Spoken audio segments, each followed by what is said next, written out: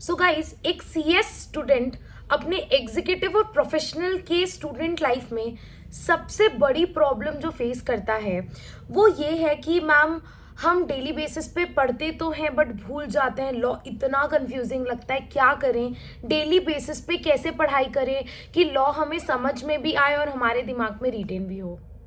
एक स्टूडेंट ने मेरे से ये डाउट पूछा, बोला मैम मुझे इसका आंसर बताओ। तो मैंने बोला कि क्यों ना इस पे वीडियो बनाया जाए, क्योंकि ये almost like in 3 students, I can say 2 students की प्रॉब्लम होती ही है। 90% स्टूडेंट्स ये प्रॉब्लम फेस करते हैं। तो इसके लिए मैंने कुछ टिप्स आप लोगों के लिए नोट डाउन किए हैं जो मैं 1 बाय 1 आपको बताऊंगी। सबसे पहली बात है कि एक चीज़ अगर आप कर पाओ तो उससे बेहतर कुछ नहीं। जब आप क्लास ले रहे हो लॉ की, तो when you are taking the class, focus कि आप क्लास में सब कुछ समझ रहे हो। ठीक है, क्लास में आपको सब कुछ समझ में आ रहा है। अगर कुछ नहीं भी समझ में आ रहा है उसको तुरंत नोट डाउन करो, या तो टीचर से तुरंत पूछो या तो क्लास के बाद पूछो। ठीक है, सो ये ट्राई करो कि आपको क्लास में सब समझ में आ रहा है। और सिर्फ समझना इनफ नहीं है। कई बार ऐसा होता है कि हम किसी टॉपिक को समझ तो लेते हैं, लेकिन वही टॉपिक के ऊपर जब आपको बोलने बोला जाता है तो यू वो कंप्लीट साइलेंट, कि you are facing lack of words, कि अरे यार क्या बोल दूँ, क्या बोलूँ, आता तो है बट समझ में नहीं आ रहा, बोलूँ कैसे। सो अगर आप ओरली भी उस टॉपिक पे बोल नहीं पा रहे हो, आपको वर्ड्स नहीं मिल रहे हैं, तो आप उस टॉपिक पे लिखोगे कैसे? एग्जाम में तो लिखना होता है and writing is most difficult. So 3 stages होते हैं लॉ को समझ करके एग्जाम में उसको उतारने के। The first stage is the understanding stage, जिसमें आप लॉ को अच्छी तरह से समझते हो कि अच्छा ये लॉ आया तो आया क्यों, 1% कंपनी का कंसेप्ट आया क्यों, why this concept is introduce, government का लॉजिक क्या था ये लॉ लाने का। क्योंकि कोई भी लॉ आता है ना, उसके पीछे का लॉजिक होता है, उसके पीछे का रीजन होता है। तो आप अपने टीचर से पूछो, मैम ऐसा क्यों चेंजेस आया, सर ऐसा क्यों अमेंडमेंट आया।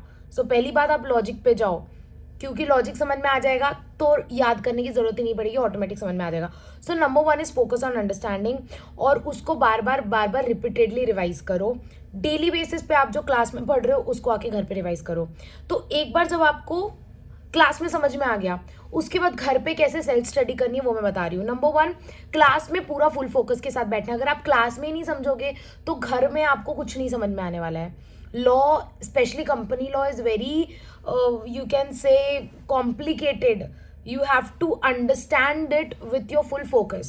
Okay, so first stage I have told you, class पे अच्छे से ध्यान देना। जब आप क्लास ले रहे हो तो ट्राई करो फुल फोकस के साथ देखो। जैसे जब आप मूवी देखते हो तो आप पूरा उस मूवी में डूब जाते हो, कोई उधर से आवाज दे, आपका नाम बुलाए, आपको नहीं ध्यान में आएगा, आप नहीं ध्यान दोगे, आप बोलोगे मूवी देख रहा हूँ डिस्टर्ब मत कर। वैसा ही सेम चीज आपका क्लास के साथ होना चाहिए। जब आप क्लास देख रहे हो तो there should be no disturbance. Phone तो बिल्कुल ही यूज मत करना। दूसरा, अब आप क्लास लेके आ गए, घर आ गए, क्लास ले लिया, अब सेल्फ स्टडी कैसे करोगे? जो भी टॉपिक आपने क्लास में पढ़ा है उसको एक बार बुक से पूरा रीड लेके खुद से समझो कि हाँ हाँ हाँ समझ में आया, हाँ ये मैम ने पढ़ाया, हाँ ये समझ में आया, ये समझ में आया, पढ़ लिए। ठीक है, कीवर्ड्स ध्यान में कर लो क्या क्या कीवर्ड्स हैं। उसके बाद बुक बंद करो और 4 टॉपिक पढ़ा आपने, चारों टॉपिक को बिना देखे बोलने का कोशिश करो।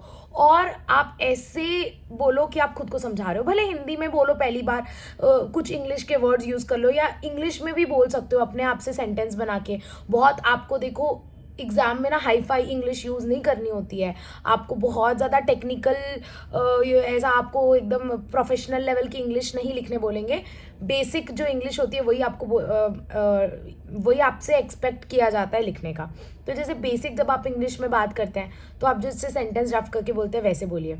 और जब आप कोई टॉपिक को रिवाइज करोगे खुद से तो आप उसको ऐसे समझ लेना, आपके सामने कोई पर्सन खड़ा है, उसको लॉ के बारे में कुछ नहीं आता है, अब आप उनको समझाओ। You know the best way you can understand a topic deeply is to teach that topic. When you teach that topic ना, देन ओनली यू रियलाइज कि हाँ मैंने तो अच्छे से समझा ही नहीं, मुझे तो ये डाउट आ रहा है। क्योंकि कई बार हम पढ़ते हैं तो हमें डाउट नहीं आता है, बट वही चीज़ जब हम सामने वाले को समझाते हैं तो हमें उस पर डाउट आ जाता है, बोलते बोलते हम रुक जाते हैं, right.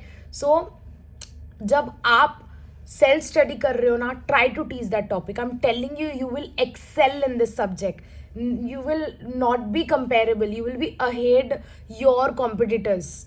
So when you are doing the self study of law, try to teach that topic, अपने आप को समझाओ। मैं ऐसा ही करती थी, मैं कोई टॉपिक पढ़ ली, मैं खुद को समझाने का ट्राई करती थी from very basic, from very zero. तो इससे मेरा भी कंसेप्ट क्लियर होता था और वो मेरे दिमाग में, वो मेरे सबकॉन्शियस माइंड में सेटल डाउन हो जाता था वो concept, right. So this is number 2। Number 3, आप उसको ट्राई करो, वीकली रिवाइज करो। मतलब जो पढ़ लिया आपने, समझ लिया, उसको पढ़ा के देखो, उसको टीच करके देखो, एंड देन उसको रेगुलर क्यूमुलेटिव रिवीजन हैबिट में लेकर के आना कि अच्छा चलो चैप्टर 1 कंप्लीट हो गया, एक बार कंप्लीट होने के बाद फिर से रिवाइज कर लेंगे, फिर एक बार 1 वीक के अंदर फिर से रिवाइज कर लेंगे। That is cumulative revision. और लास्टली, राइट इट डाउन। एक रफ कॉपी आपके पास हमेशा रेडी होनी चाहिए। मैं इतना गोदती थी रफ कॉपी में, मेरी पेन्स ऐसे ही खत्म हो जाती थी, पेन और रफ कॉपी ऐसे ही। कोई टॉपिक जो होता था ना, जो मुझे याद नहीं होता था, कुछ चीज़ें याद करने की भी होती है लॉ में, जो सेक्शन नंबर्स होते हैं, जो पेनाल्टीज होती हैं, और जो लिमिट्स वगैरह होती हैं 50 करोड़ 100 करोड़, वो आपको याद करनी होती है। तो आप रजनीकांत तो है नहीं, हम में से कोई भी रजनीकांत तो है नहीं कि बस ऐसे ही एक बार पढ़ लिया याद हो जाएगी। नहीं, इवन आज भी मेरे को कई सारी लिमिट्स याद नहीं रहती है, हम भूल जाते हैं, बट क्योंकि मैं पढ़ाती हूँ तो वो बार बार मेरे मुंह पे आता है, इसलिए वो मेरे दिमाग में सेटल डाउन हो गया है, ठीक है। तो एज अ स्टूडेंट आपसे एक्सपेक्ट किया जाता है कि आप याद करो सारी लिमिट्स और लिखो, तो उसके लिए आपकी राइटिंग अच्छी होनी चाहिए। तो जब आप उस टॉपिक के ऊपर बोलना सीख गए, अब थर्ड स्टेप इज उसके ऊपर आप लिखना सीखो। तो उसके लिए आप स्कैनर उठाओ। Scanner is very important to solve. I am telling you, जो 90 बच्चे जिनका क्लियर नहीं होता है एग्जीक्यूटिव और प्रोफेशनल, दैट्स बिकॉज कि उनको लिखना नहीं आता है। They are not able to write their answers, they are not able to pen down their answers in the copy, right. So first stage is learning understanding, जो आप class में करते हो। Second stage is self understanding, जो आप पढ़ा करके करते हो खुद को। सेल्फ टीचिंग जिसमें आप बोलते हो आंसर्स बिना बुक में देखे, बुक बंद करके ओरली आप बोलते हो, और जब आप ओरली बोल लेते हो उस आंसर को, थर्ड स्टेप इज उस आंसर को लिखना है। तो आप उसके लिए चैप्टर कंप्लीट हो गया, टॉपिक कंप्लीट हो गया। लेट्स से आपने एक टॉपिक पढ़ लिया, अपॉइंटमेंट ऑफ डायरेक्टर्स पढ़ लिया। अब उसके ऊपर जितने क्वेश्चन है, चैप्टर कर लिया आपने, उस चैप्टर के जितने पास एग्जाम क्वेश्चन है, चैलेंज करो अपने आप को कि कितने क्वेश्चन सॉल्व कर पा रहे हो।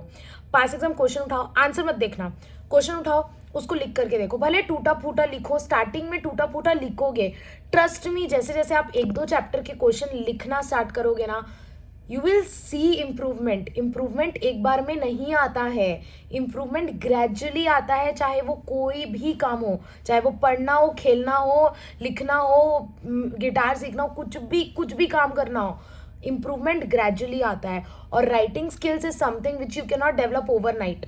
आप अगर सोचोगे हम एग्जाम वाले दिन राइटिंग स्किल डेवलप करेंगे, तो इतने खतरों के खिलाड़ी तो भैया हम भी नहीं थे। तो राइटिंग स्किल्स आपको डे 1 से अपने हैबिट में लाना होगा। जैसे जैसे आप पढ़ते जा रहे हो, उस चैप्टर को सेल्फ स्टडी करके, अंडरस्टैंड करके कंप्लीट करते जाओ, और ट्राई करो पूरा चैप्टर बुक बंद करके बोल डालो पूरा। मैं तो ऐसा ही करती थी, पूरा चैप्टर पढ़ लिया, और वो एक आपके चैप्टर की ना एक विजुअल इमेज आपके दिमाग में छप जानी चाहिए। जैसे पिक्चर्स जब आप देखते हो, मूवीज देखते हो आप, तो वो सीन आपके दिमाग में छप जाता है कि हाँ ये हुआ था, उसके बाद उस हीरो ने हीरोइन को प्रपोज किया था, वो सब याद रहता है। क्यों? क्योंकि उसकी विजुअल इमेज हमारे दिमाग में होती है। तो जब मैं पढ़ती थी तो मेरी बुक का पेज जो रहता था, हाँ यहाँ पर ये वाला टॉपिक है, यहाँ पर ये वाला टॉपिक है, वो मेरे दिमाग में छप जाता था कि हाँ इस टॉपिक में 6 पॉइंट्स थे, मेरे को 5 पॉइंट्स याद आ रहे हैं, 1 पॉइंट तो मैं मिस आउट कर रही हूँ। तो वो जब मैं बुक में खोल के देखती थी तो ध्यान में आता था, अच्छा ये वाला पॉइंट मैं मिस आउट कर रही हूँ। तो फिर वो ऑटोमेटिकली जो है हमें याद होने लगती हैं चीज़ें, ठीक है। तो this are your 3 steps of learning and understanding law properly. अगर आप इसको फॉलो कर लो ना, इसका कोई तोड़ नहीं है। ये मैं बहुत ही एकदम प्रैक्टिकली बता रही हूँ, मैंने कुछ भी, एकदम मेरा जो एक्सपीरियंस है और जो मेरा स्टूडेंट लाइफ का एक्सपीरियंस है, एज वेल एज जो मेरा टीचिंग का एक्सपीरियंस है, जो स्टूडेंट्स मुझे अपना एक्सपीरियंस देते हैं, उसके हिसाब से मैं आपको बता रही हूँ, ये आपको ज़रूर से हेल्प करेगा। देखना, आप ये वीडियो देखने के बाद में आके मुझे बोल के जाओगे, ma'am it actually works and we are seeing improvement in our self. So मैं एक बार आपको रिवाइज करवा रही हूँ, आपके 3 स्टेप्स क्या हैं लॉ को पढ़ने के। नंबर 1 इज, जब आप क्लास देख रहे हो, जब आप क्लास में हो, प्रॉपर फोकस होना चाहिए आपका अंडरस्टैंडिंग पे। जो टीचर बोल रहा है उसको अच्छे से समझो। अगर कोई टॉपिक बहुत डिफिकल्ट है तो उसको अपनी लैंग्वेज में आप रफ नोट्स बना लो क्लास के साथ साथ ही, राइट। रफ नोट्स आप बना सकते हो, very class notes along with the classes what the teacher is explaining.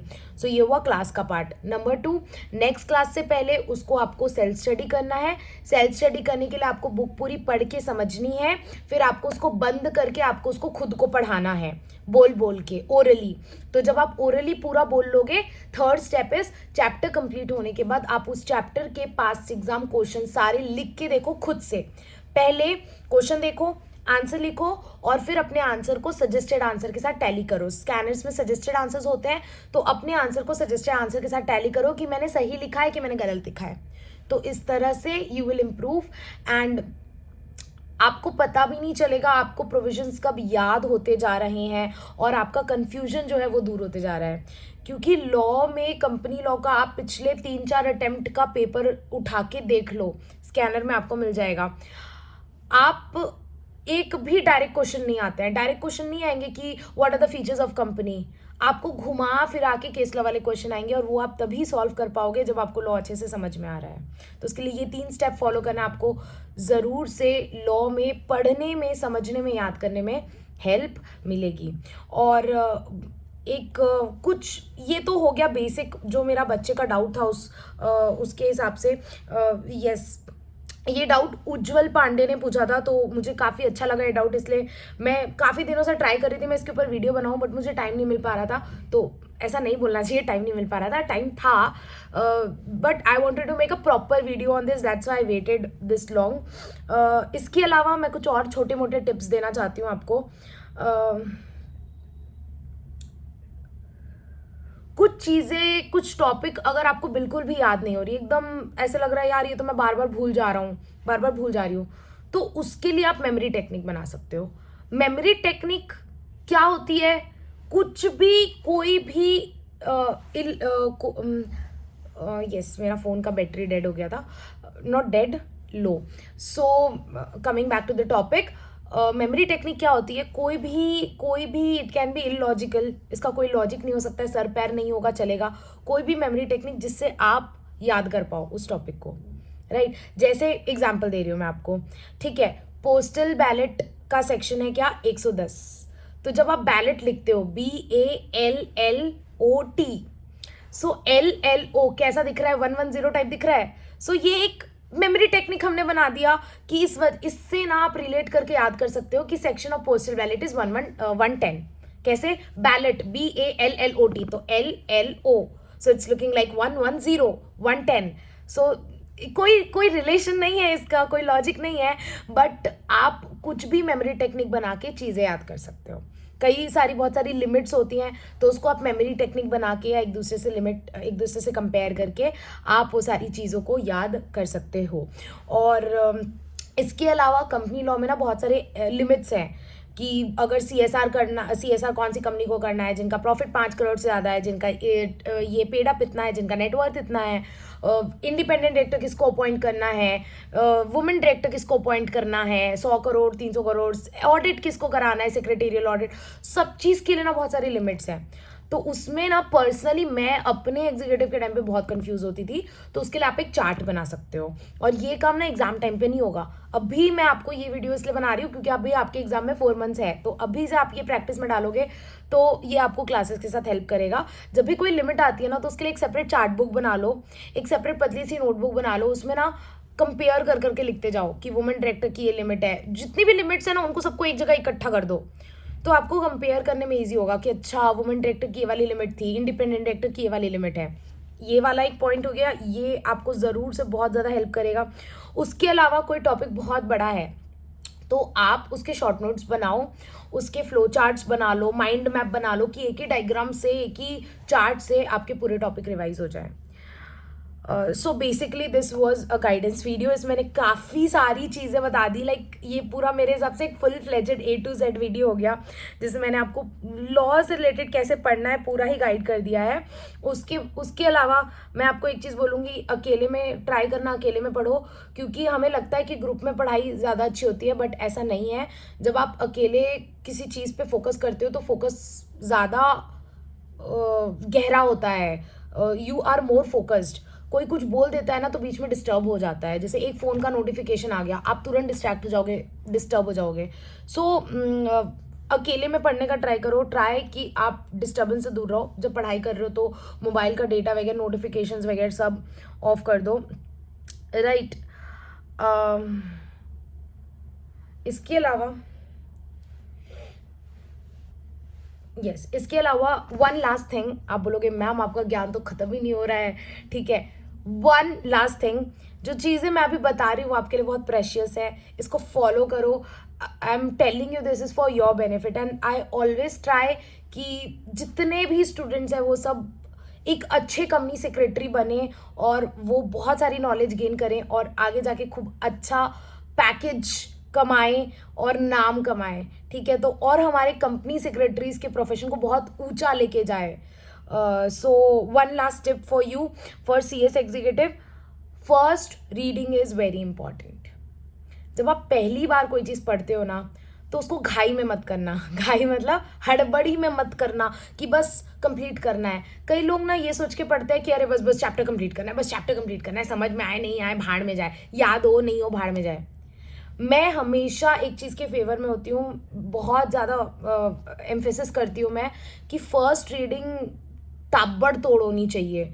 मतलब एकदम ऐसी होनी चाहिए कि ब्रो पूछ के दिखा कुछ, ठीक है, फोड़ दूंगा मैं तो, ऐसा पूछ के दिखाओ कुछ इस टॉपिक पे, ऐसा कॉन्फिडेंट आना चाहिए जब आप कोई टॉपिक पढ़ो। और अगर ये कॉन्फिडेंस नहीं आ रहा है ना, मतलब कुछ तो गड़बड़ी है, ठीक है।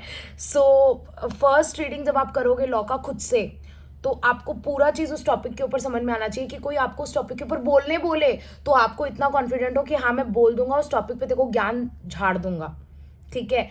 तो this is all about how to deal with this situation जब आप लॉ को नहीं समझ पा रहे हो या याद नहीं कर पा रहे हो। और अगर आपको सच में बेनिफिट मिलता है इससे तो सारे CS स्टूडेंट्स के साथ शेयर करो, सबको बहुत बेनिफिट मिलेगा इससे, I can definitely assure you, ठीक है। इसके अलावा अगर आप चाहते हो कि मैं किसी दूसरे टॉपिक के ऊपर वीडियो बनाऊँ या आपको किसी दूसरे टॉपिक के ऊपर हेल्प चाहिए तो आप डेफिनेटली इस वीडियो पे कमेंट करके मुझसे पूछ सकते हो। मैं I am always there like a mentor for you, और मैं हमेशा चाहूँगी कि आपको किसी भी चीज़ की नीड हो तो I am there for you. If you need any kind of guidance I will give my honest opinion just like your elder sister. Okay, so I really hope this video is helpful for you. अच्छे से पढ़ाई करना, you have a lot of time for June attempt and I know you will crack it definitely. In case you need any other guidance, you can feel free to comment below. I will surely cater to your doubts, right? I'll see you in the next video. Till then, keep learning because the more you learn, the more you grow, and the more you grow, the more you achieve. Take care. Bye bye.